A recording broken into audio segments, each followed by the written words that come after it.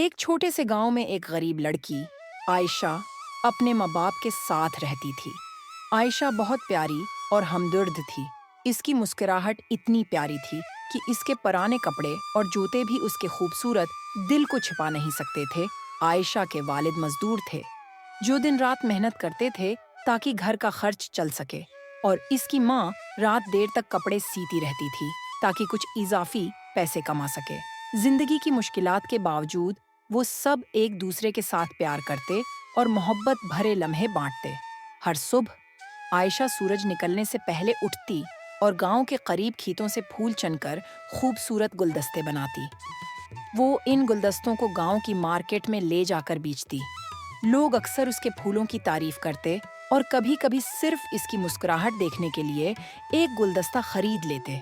لیکن جیسے جیسے وقت گزرتا گیا، گاؤں کی معیشت کمزور ہونے لگی اور لوگ عائشہ کے پھول خریدنے کے قابل نہ رہے۔ ایک خاص ہفتے میں عائشہ ایک بھی گلدستہ نہ بیچ سکی۔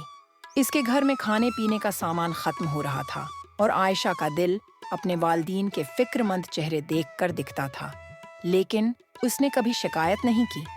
اس کے دل میں امید کی کرن ہمیشہ زندہ رہتی تھی اور وہ دعا کرتی تھی کہ کوئی معجزہ ہو جائے۔ ایک دن جب عائشہ اپنے معمول کے مطابق گاؤں کی مارکیٹ میں کھڑی تھی تو مسز عالیہ اس کے پھولوں کی طرف متوجہ ہوئیں۔ مسز عالیہ اپنی فیاضی اور ضرورت مندوں کی مدد کرنے کے لیے مشہور تھیں۔ انہوں نے ایک گلدستہ اٹھایا اور اس کے پھولوں کی تازگی اور خوبصورتی کی تعریف کی۔ یہ پھول بہت خوبصورت ہیں، مسز عالیہ نے کہا۔ کیا تم نے خود انہیں ترتیب دیا ہے؟ جی ہاں بی بی جی، عائشہ نے شرماتے ہوئے جواب دیا۔ میں انہیں روز صبح چنتی اور ترتیب دیتی ہوں۔ مسز عالیہ نے مسکرا کر کہا، کیا تم میرے باغ کی دیکھ بھال کرنا پسند کرو گی؟ مجھے تمہاری جیسی خوبصورتی کی نظر رکھنے والی کسی لڑکی کی ضرورت ہے۔ عائشہ کی آنکھوں میں امید کی کرن جھلکنے لگی۔ اس نے خوشی خوشی حامی بھر لی۔ اس دن کے بعد وہ مسز عالیہ کے باغ کی دیکھ بھال کرنے لگی۔ بدلے میں مسز عالیہ نے نہ صرف اسے اچھی مزدوری دی بلکہ اس کے گھر کے لیے تازہ سبزیاں اور دیگر سامان بھی مہیا کیا۔ عائشہ کے والدین مسز عالیہ کی اس مدد کے لیے بے حد شکر گزار تھے اور ان کے گھر میں امید اور تازہ پھولوں کی خوشبو بھرنے لگی۔ لیکن عائشہ کی خوش نصیبی یہاں ختم نہیں ہوئی۔ مسز عالیہ عائشہ کی محنت اور تخلیقی صلاحیتوں سے بہت متاثر ہوئیں۔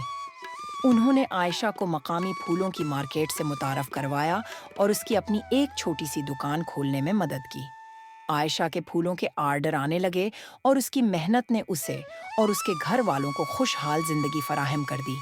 وقت گزرتا گیا اور عائشہ کی چھوٹی سی دکان ایک خوبصورت پھولوں کی دکان میں تبدیل ہو گئی جو پورے گاؤں میں اپنے خوبصورت ہے پھولوں اور مالک کی شفقت کے لیے مشہور ہو گئی۔ عائشہ کے والدین جو کبھی مشکلات سے تھک گئے تھے اب دکان میں اس کا ساتھ دیتے تھے اور ان کا گھر عائشہ کی محنت اور امید ہے سے مہکنے لگا۔ رفتہ رفتہ عائشہ پورے گاؤں میں پھولوں کی ملکہ کے نام سے جانی جانے لگی، نہ صرف اپنے خوبصورت گلدستوں کی وجہ سے بلکہ اپنی کامیابی کے باوجود دوسروں کی مدد کرنے کی وجہ سے بھی۔ وہ اپنی غریبی کے دنوں کو کبھی نہیں بھولی اور اس نے عزم کیا کہ وہ بھی ان بچوں کی مدد کرے گی جنہیں امید اور موقع کی ضرورت ہے۔ عائشہ کی کہانی کا خوبصورت اختتام صرف اس وجہ سے نہیں ہوا کہ وہ کامیاب ہو گئی بلکہ اس لیے بھی کہ اس نے اپنی کامیابی کو دوسروں کے ساتھ بانٹا اور ایک ایک پھول کے ذریعے اپنے گاؤں کو مزید روشن کر دیا۔